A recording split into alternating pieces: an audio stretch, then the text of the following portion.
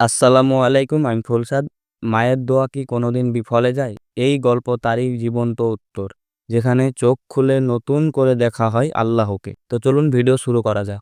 ধোমা রোজ আল্লাহর দরবারে কাঁদে। তার একটাই দোয়া, হে আল্লাহ, আমার গাফিল ছেলেকে হেদায়েত দিন। ছেলে নামাজ পড়ে না, কোরআন থেকে দূরে, বন্ধু মদ আর মোবাইলের দুনিয়ায় মগ্ন। একদিন হঠাৎ রাস্তার গাড়ির ধাক্কায় রাস্তায় পড়ে যায়, চোখ বন্ধ হয়ে আসছে। চোখ বন্ধ হওয়ার আগের মুহূর্তে বলে, মা, এখন আল্লাহকে মনে পড়ছে। অচেতন অবস্থায় দেখে এক আলো বলছে, তোমার মায়ের কান্না আজ তোমাকে বাঁচিয়েছে। সে হাসপাতালের বিছানায় উঠে কাঁদতে থাকে, বলে, আমি আর গাফিল পথে ফিরব না। এখন সে নিয়মিত নামাজ পড়ে, মা বাবার খেদমত করে, কোরআন পড়ে। আল্লাহ হেদায়েত দেন ঠিক সময়ে।